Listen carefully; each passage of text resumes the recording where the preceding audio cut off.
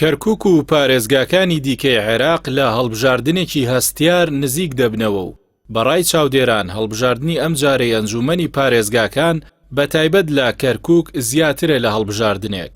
بەو پێی سەرەڕای هەوڵدان بۆ بەدەستێنانی زۆرترین کورسی لەلایەن لیست و هاوپەیمانیەکانەوە هاوکات وەکو سەرژمێرێکی گشتیش سیر دەکرێت لە داهاتوودا بۆ دیاریکردنی ڕێژەی هەریەک لە پێکهاتەکان و دەرەنجامی هەڵبژاردنەکەش کاریگەری ڕاستەوخۆی لەسەر دانیشتوانی پارێزگاکە و دەسەڵاتی داهاتووی ئەو پارێزگایە دەبێت.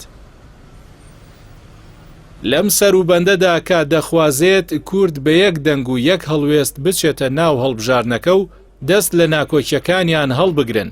بەڵام با پێچەوانەوە و دوور لە هەستی بەرپرسیارەتی نەتەوەیی و نیشتیمانی دەسەڵاتدارانی هەرێم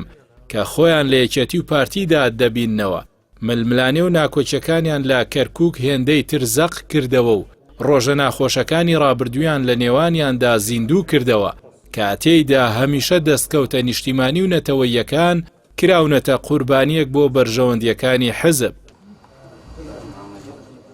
لە ڕوانگەی ئەو بەرژەوەندیە حیزبیانەشەوە پارتی و یەکێتی دەست پێشخەری کۆمەڵی دادگەریان ڕەت کردەوە بۆ پێگێنانی یەکلیستی کوردستانی لە کەرکووک کە ئەمەش ئاماژەیەکی خراپە بۆ دوای هەڵبژاردن و قوڵبوونەوەی زیاتری ململانیەکانی هەردوو حزب کە ڕەنگە ببنە کۆسپ و لەمپەری گەورە لە بەردەم هەڵبژاردننی پارێزگارێکی کورد و تەنانەت ببنە هۆی کەمبوونەوەی ڕێژەی کوردیش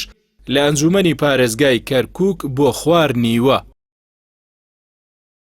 لە نوێترین هەڵوێستی نیشتیمانیشیاندا هەریەکە لە پارتی و یەکێتی لە کەرکووک سەرقاڵی تەخشان و پەخشانکردنی پارەی خەڵک و ڕاکێشانی ئەندام و کادرانی یەکترین بۆ ناو ڕیزەکانیان و چەند ڕۆژێکە وەک دەستکەوتێکی گەورە باس لە سەنگەر گواستنەوەی ئەندامانی یەکتری دەکەن بۆ ناو ڕیزەکانی خۆیان. ئەمەش لە کاتێکدا هەرێمی کوردستان بەدەست دەسەڵات و حکومەتەکەی پارتی و یەکێتیەوە لەو پەڕی خراپیدایە و زیاتر لە 3 مانگە لەبەر نەبوون و دووبارەبوونەوەی بەردەوامی قەیرانی موچە مامۆستایان لە ناوچەی سلێمانی هۆڵەکانی خوێندنیان بایکۆت کردووە و حکوومەتیش بە دیار بەڵێنەکانی بەغداوە دەستەوستانە و هیچ چارەسەرێکی پێ نییە بۆ ئاساییکردنەوەی پرۆسەی خوێندن.